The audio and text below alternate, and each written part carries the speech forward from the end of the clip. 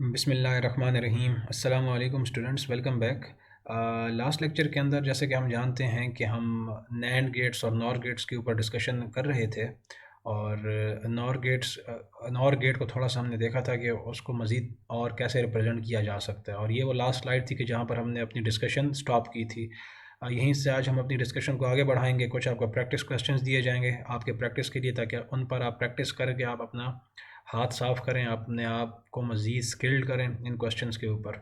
और यहीं से हम आज अपने लेक्चर का आगाज़ करते हैं। नैंड गेट का मैंने आपको बताया था कि नैंड गेट को आप आ, कैसे रिप्रेजेंट कर सकते हैं। एंड गेट और आगे आप एक बबल का सिंबल लगा लो, ठीक है, तो ये आपका एक नैंड गेट बन जाता है। या एक एंड गेट और आगे आप इन्वर्टर लगा लो, तो ये भी आपकी एक रिप्रेजेंटेशन है आपके नैंड गेट की। ठीक है, तो इसमें मज़ीद मैं ज़्यादा बात नहीं करूँगा। यहाँ पर आपको ये चीज़ें बड़े डिटेल के अंदर समझाई गई थी। इसमें हम आगे चलते हैं और आगे देखते हैं कि इन पे कुछ एग्जांपल्स कैसे की जा सकती हैं। वो ज़्यादा ज़रूरी हैं आप सबके लिए जानना, ठीक है ना। तो ये मैं एज्यूम कर रहा हूँ कि ये चीज़ें आपने देखी हैं, क्योंकि ये चीज़ मैंने लास्ट लेक्चर के अंदर आपको एक्सप्लेन की थी। आगे चलते हैं। यहाँ पर आपके सामने एक एग्जांपल है कि implement the logic circuit that has the expression x is equal to A B.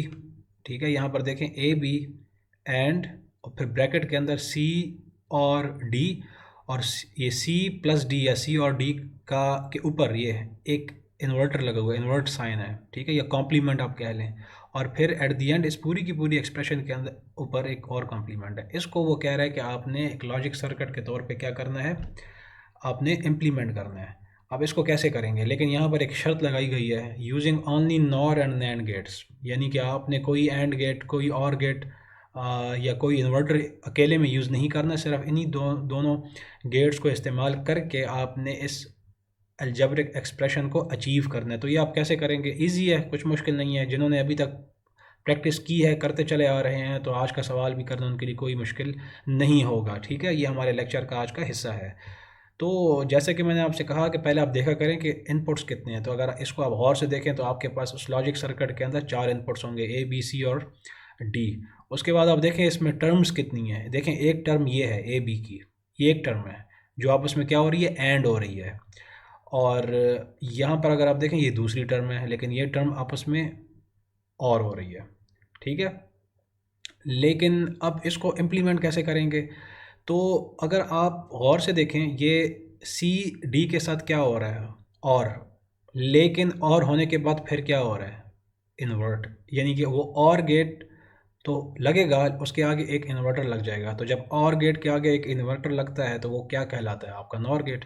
तो यहाँ पर हमने एक और गेट लगाया, आगे एक छोटा सा इन्वर्टर लगा लिया, तो ये क्या बन गया होगा, नॉर गेट। तो यहाँ जो आपको कंडीशन दी गई थी कि आपने सिर्फ नॉर और नैंड गेट्स यूज़ करने हैं, तो देखें वो चीज़ भी यहाँ पर पूरी हो रही है।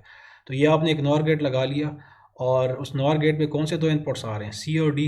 ये सी लिखा, ये आपने डी लिखा। ठीक है, इस वक्त छोड़ दें ये 1 0 को, ये हमें अभी हम देखते हैं।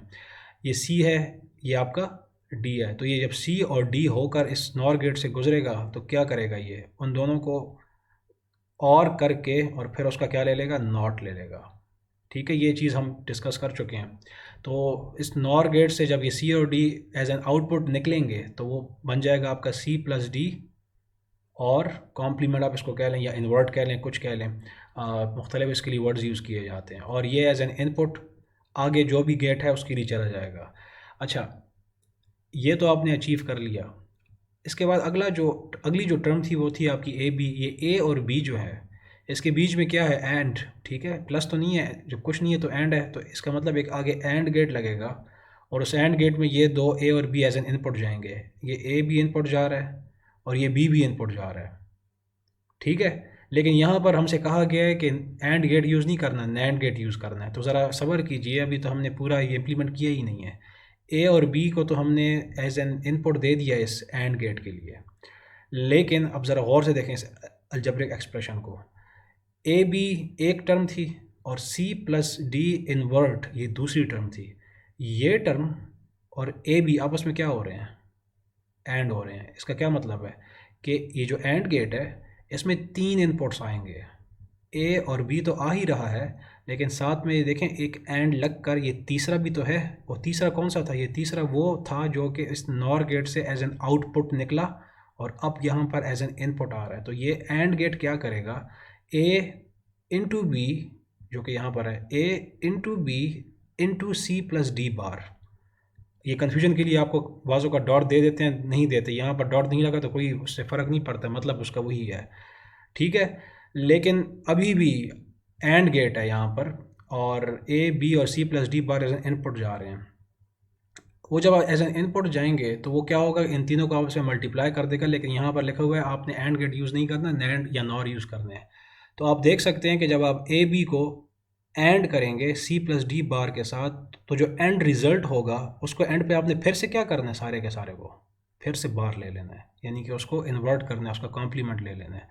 इसका क्या मतलब है कि ये जो एंड गेट है इस पे जो भी तीनों इनपुट्स आ रहे हैं उनका एंड लो और फिर उसको इन्वर्ट कर दो, यानी कि आपने करना ये है कि उस एंड गेट के आगे एक और इन्वर्टर लगा देना है ताकि जो भी रिज़ल्ट निकल रहा है उसको इन्वर्ट कर दे वो। तो जब आप इस एंड गेट के आगे एक इन्वर्टर लगाएंगे या छोटी सी बबल लगाएंगे तो जाहिर बात है वो नैंड गेट बन गया ना, तो वो चीज़ भी आपकी यहाँ से कवर हो गई।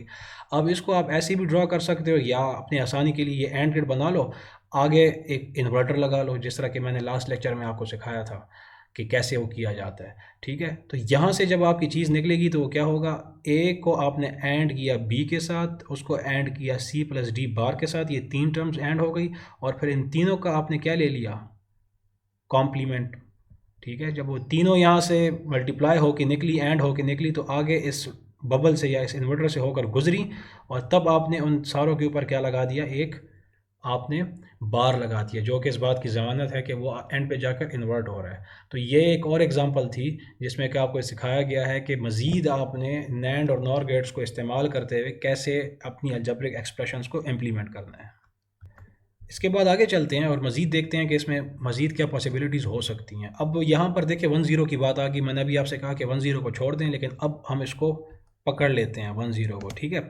वो आपसे कह रहा है कि अब आउटपुट आप डिटरमाइन करें कि अगर आपके पास इनपुट पर ए बी सी 1 हो और डी 0 हो, यानी कि यहाँ पर जो ए है बी है ये एज अ 1 जा रहा है, ठीक है, और जो सी है वो भी 1 जा रहा है, और डी आपका 0 है। तो वो आपसे पूछ रहा है कि आउटपुट क्या होगा। तो देखें बड़ा सिंपल सा है, आउटपुट क्या हो सकता है, इस और गेट को देखें, नॉर गेट को, आप 1 और 0 एज एन इनपुट यहाँ पर आ रहे हैं, तो और क्या करेगा, 1 प्लस 0 क्या कर देगा, 1, और वो 1 जब इस इन्वर्टर से गुजरेगा तो क्या हो जाएगा, 0। तो देखें वही चीज़ लिखी हुई है, यानी कि सी को आपने डी के साथ और तो किया, उससे क्या आ गया 1, लेकिन उस 1 को जब दोबारा इन्वर्ट किया तो वो देखें 0 आ गया, वो 0 यहाँ पर इनपुट हो गया। और बी, ए और बी तो ऑलरेडी आपके पास 1 1 है। अब इस नैंड गेट में आपके पास 3 इनपुट्स आ रहे हैं, 1 1 और 0। तो यहाँ पर कैसे कैलकुलेट करेंगे, बहुत आसान, पहले एंड को कैलकुलेट कर लो। एंड का हमें पता है कि एंड के लिए क्या होता है, अगर इनपुट में कोई एक भी 0 हो जाए तो आउटपुट 0 हो जाएगा। तो देखें 2 1 है, एक 0 है, तो एंड के लिए आउटपुट क्या होगा, 0। लेकिन वो 0 जब इस इन्वर्टर से गुजरेगा तो वो क्या बन जाएगा, 1, क्योंकि ये एज अ होल तो नैंड ही है ना। लेकिन नैंड को अगर आपने टुकड़ों में इम्प्लीमेंट करना है तो पहले एंड को कर लो और फिर आगे इन्वर्टर से उसके आउटपुट को गुजार कर आप अपना आउटपुट निकाल सकते हैं। What ever the case is, आपकी अपनी मर्ज़ी, आप कैसे करते हो, या तो ऐसे डायरेक्ट आप इस लॉजिक सर्किट को बना लो नैंड के, या एक एंड बना के आके इन्वर्टर लगा लो। मेरा मशवरा ये है कि आप उस तरह करें तो ज़्यादा बेहतर है। इस तरह भी आप कर सकते हो, दोनों ठीक हैं, इनमें कोई प्रॉब्लम नहीं है, दोनों ठीक तरीके हैं ये। तो आगे चलते हैं। इसके बाद आपको कुछ प्रैक्टिस क्वेश्चंस दिए गए हैं, ये आपने प्रैक्टिस करने हैं ताकि आपका मज़ीद इस पे हाथ साफ हो कि what is the only set of input conditions that will produce a high output from 3 input NOR gate. ये बड़ा इंटरेस्टिंग सा एक सवाल है, इस पे आपने ट्राई करना है कि वो आपसे पूछ रहे हैं कि एक नॉर गेट है, उसके पास उसके 3 इनपुट हैं, 2 नहीं है 3 इनपुट हैं, तो कितनी कॉम्बिनेशंस बनेगी, 2⁻³ 8 कॉम्बिनेशंस बनेगी। अब ये प्रैक्टिस करनी है आपने कि वो टेबल आपने कैसे बनाना है, ट्रुथ टेबल। और वो आपसे ये कह रहा है कि जब वो आप 8 कॉम्बिनेशंस बना लोगे और नॉर गेट के लिए वो ट्रुथ टेबल आप बना लेंगे, तो वहाँ से आपने ये पता लगाना है कि उन 8 कंडीशंस के अंदर वो कौन सी कंडीशंस हैं जिसमें कि आउटपुट आपके पास हाई आ रहा है। ये देखें, हाई एक नया वर्ड आपके पास है, हाई का मतलब होता है 1 आ रहा है, लो का मतलब होता है 0 आ रहा है, ठीक है, या ट्रू का मतलब 1 और फॉल्स का मतलब 0। तो इसको आपने कैसे करना है, मैं आपको हिंट दे देता हूँ कि 3 इनपुट हैं तो आपने ट्रुथ टेबल बना लेना है, ठीक है। एक्स वाई और जेड कर लें, एक्स वाई और जेड ये 3 इनपुट्स हो जाएंगे। तो 2⁻³ जो मैंने तरीका आपको बताया था 8, अब उस 8 को आपने कैसे उससे कैसे आपने ट्रुथ टेबल बनाना है। 8 का हाफ क्या होता है 4, तो 4041। 4 का हाफ क्या होता है 2, 2021 2021। 2 का हाफ क्या होता है 1, 101 101। ठीक है, ये वो बंदे बात समझ रहे होंगे जिन्होंने सीक्वेंस में लेक्चर्स देखे हैं। मैंने ग्राफिकली ये चीज़ बिल्कुल स्टार्ट में आपको समझाई थी नंबर सिस्टम्स के लेक्चर के अंदर। ठीक है, तो वो जब आप ट्रुथ टेबल बना लेंगे और हर एक कम्बिनेशन के ऊपर आप जो नॉर की फंक्शनैलिटी है, ठीक है ना, वो मैंने आपको सिखाया है। पहले सारों का और लो, पहले सारी कम्बिनेशंस का और लो, उनसे जो आंसर आए उसके ऊपर नॉट अप्लाई कर दो, तो वो आपके सारे जो आंसर्स होंगे नॉर गेट के होंगे। वहाँ पर आपने चेक करना है कि 1 या हाई कहाँ पर आ रहा है, तो वो आपने देख लेना है। ठीक है, सारा तो मैंने आपको बता दिया, लेकिन चलें आपने इसको मैन्युअली भी करके देखना है। एक और दूसरा जो प्रैक्टिस क्वेश्चन है वो ये है कि determine the output level in the last example for A B 1 और सी डी 0। ये भी आपने खुद कर लेना है। यानी कि वो ये कह रहा है कि जो लास्ट एग्जांपल थी इसमें ए बी 1 और सी और डी को आपने ज़ीरो रखना है। यानी कि इस डी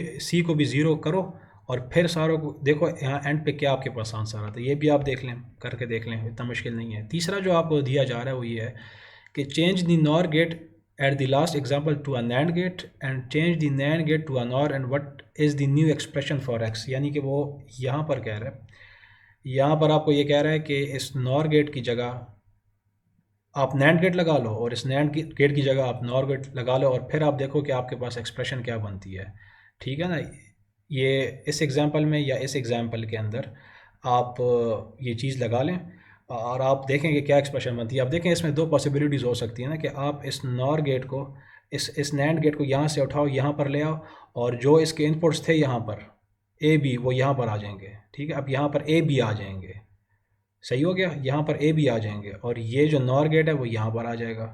और यहाँ जब नॉर गेट आ जाएगा तो यहाँ पर उसके जो सी डी थे वो यहाँ पर आ जाएंगे और फिर उस ए बी को टैकल करके यहाँ पर कुछ और चीज़ बन रही होगी, वो आपने देखना है और उसी को आपने आगे कैलकुलेट करके एक नई एक्सप्रेशन देखनी है कि वो क्या आ रही है। और वो एक्सप्रेशन जब आएगी तो उसके ऊपर फिर आप ये 10 भी अप्लाई करके चेक कर लो। यानी कि आपने करना सिर्फ इतना है कि इन दोनों की जगह चेंज करनी है। इसको उठाओ यहाँ ले जाओ, इसको उठाओ यहाँ ले जाओ इनके इनपुट्स के साथ, और फिर कैलकुलेट करो कि नई अलजेब्रिक एक्सप्रेशन क्या बनती है। ठीक है, ये चीज़ आपने इसमें देखनी है, जो तीसरा प्रैक्टिस क्वेश्चन है आपका। ठीक है जी, तो यहाँ पर कुछ हमारे प्रैक्टिस क्वेश्चंस ख़त्म होते हैं। बहुत ज़्यादा इंपॉर्टेंट ये बेसिक क्वेश्चंस थे, लेक्चर्स थे, ये आपने अच्छे तरीके से सुनने हैं, इनकी प्रैक्टिस करनी है। अब हम एक नए टॉपिक की तरफ मूव कर रहे हैं और वो टॉपिक क्या है आपका, बूलियन थ्योरम्स। बहुत इंपॉर्टेंट है, अगर आप ये याद कर सकते हैं तो बहुत अच्छी बात है। ये आपको फ़ायदा देंगे जब आप बड़ी बड़ी अलजेब्रिक एक्सप्रेशंस सॉल्व करते हैं ना। जिस तरह मैथ्स के अंदर आपको पता है कि हम बड़ी इक्वेशंस पे फार्मूले लगाते हैं, उनको या तो बड़ा कर देते हैं इक्वेशन को या फिर उनको छोटा कर देते हैं। इसी तरीके से यहाँ पर भी होता है। और ये समझ लें कि यहाँ के फार्मूले हैं, लेकिन इनको फार्मूला नहीं कहा जाता, इनको कहा जाता है बूलियन थ्योरम्स। बूलियन मैंने आपको बताया कि क्यों कहा जाता है, लास्ट पिछले लेक्चर से वहाँ पर इनकी डिटेल में आपको दे चुका हूँ। ठीक है ना, क्योंकि 10 या ऑन ऑफ हाई लो की ज़ुबान पे हम बात कर रहे होते हैं। तो ये कुछ थ्योरम्स हैं, आगे और भी हैं। थोड़ी सी डिटेल में इनकी आज बता देता हूँ आपको, कुछ फिर हम इंशाल्लाह बाद में जाके देखेंगे। देखें जी, जो पहला थ्योरम है आपका, इनके अपने नाम भी हैं बहरहाल थ्योरम के, वो फ़िलहाल मैं आपको इस वक्त नहीं बता रहा कि इनके नाम क्या हैं, क्योंकि आप फिर कन्फ्यूज़ हो जाएंगे। पहला थ्योरम ये है कि अगर कोई भी वेरिएबल है एक्स है, मिसाल आप देखें ये एंड गेट है, ठीक है, एक कोई भी वेरिएबल एक्स है, वाई है, ए है, उसको आप एंड कर रहे हो ज़ीरो के साथ, तो क्या आ जाएगा, ज़ीरो। ठीक है, तो एक्स एंड ज़ीरो ज़ीरो, आप कहेंगे ये तो हमें पता है। ठीक है, आपको पता है, लेकिन अब ये आपको नहीं पता था कि ये एक थ्योरम भी है।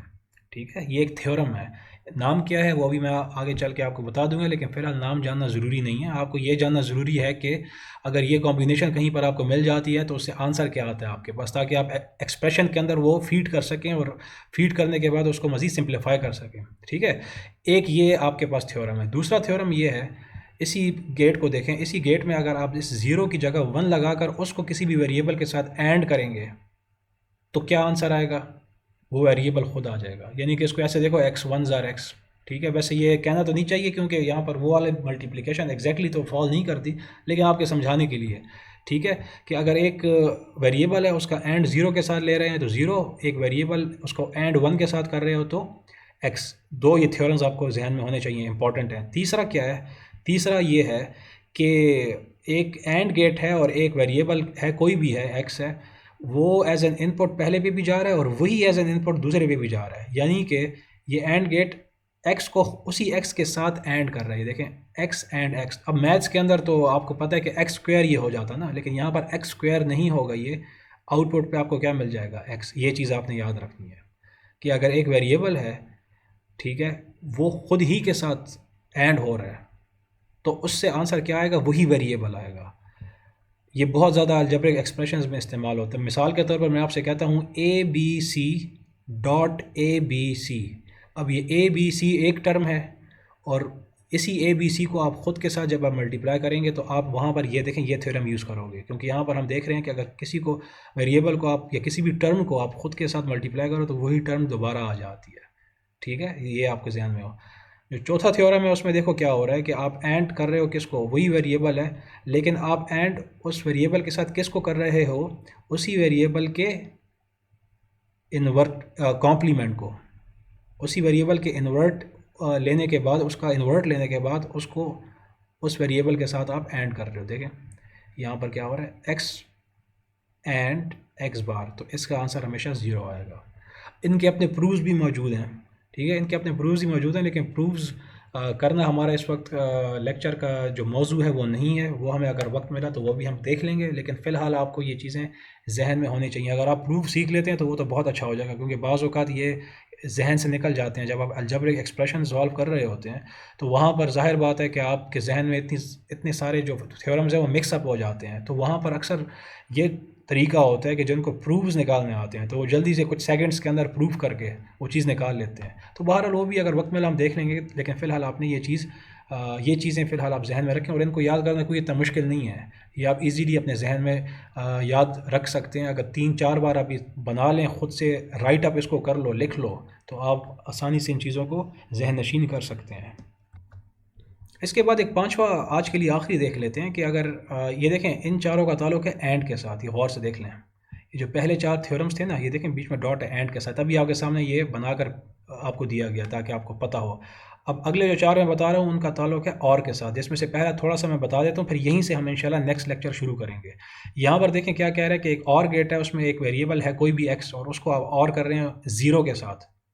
ठीक है, तो वो क्या हो जाएगा, वो वेरिएबल खुद आ जाएगा आउटपुट पे एक्स और 0 एक्स। यहाँ पर जो हम और एंड कर रहे थे ना 0 के साथ, तो वो तो 0 हो रहा था, लेकिन यहाँ पर जब हम किसी भी वेरिएबल को और करेंगे 0 के साथ तो वो वेरिएबल ही आएगा। ये फ़र्क है इनमें, ठीक है, ये थ्योरम्स हैं, ये आपको पता होने चाहिए। और ये आगे हम सीखेंगे जब आपके पास बड़ी अलजेब्रिक एक्सप्रेशंस आएंगी, उनको जब आपसे कहा जाएगा कि यूजिंग बूलियन अलजबरा इनको सिंप्लीफाई करें, तो उसका मतलब ये होता है कि वो जो बूलियन थ्योरम्स आपके जहन में हैं उनको अप्लाई करो इन एक्सप्रेशंस के ऊपर और इनको छोटा करो।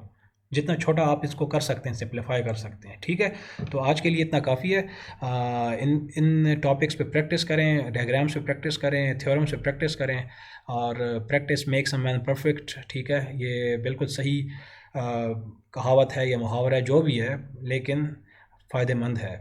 आप जितना ज़्यादा प्रैक्टिस करेंगे उतना ज़्यादा आप कि किसी भी सब्जेक्ट हो, कोई भी आपका सब्जेक्ट हो, उस पर आपकी ग्रिप होगी। प्रैक्टिस के बगैर आप उस टॉपिक को, उस सब्जेक्ट को ग्रिप नहीं कर सकते। तो इंशाल्लाह फिर नेक्स्ट लेक्चर में आपसे एक नए टॉपिक के साथ, बल्कि इसी टॉपिक के साथ, इसी को हम कंटिन्यू करेंगे और आगे मज़ीद नए टॉपिक्स पर डिस्कशन हम करते चले जाएंगे। तो नेक्स्ट टॉपिक तक के लिए, नेक्स्ट लेक्चर तक के लिए अल्लाह हाफ़िज़।